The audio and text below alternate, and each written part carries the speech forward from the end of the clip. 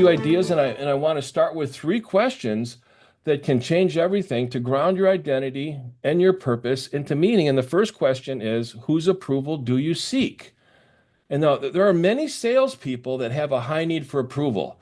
This is a success limiter that keeps you trapped in your comfort zone.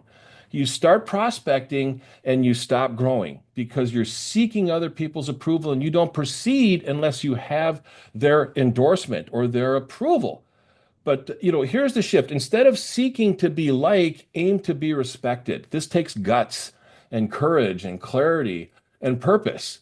And what fuels me the most, what is one of my deepest beliefs, it's Psalms 118, verse 8, which is better to take refuge in the Lord than trust in any man.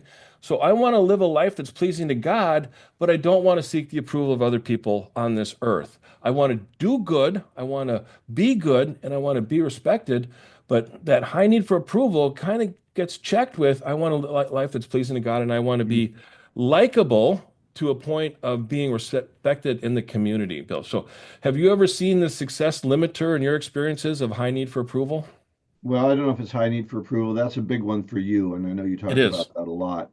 I think it's belief in self.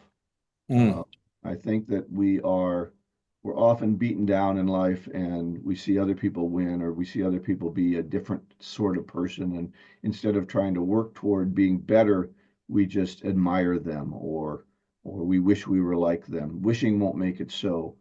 You've got to believe in yourself. You've got to believe in that. You got to look into the talents. I think strength finders can be very important. Or disc.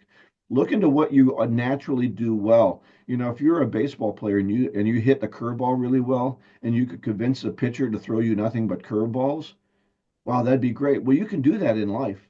You yeah. can put yourself in situations where your strengths are going to be enhanced. So go out and look for what you do well, and then find the type of work or the type of commitment that will focus on what you do well already. Yeah. That's so true.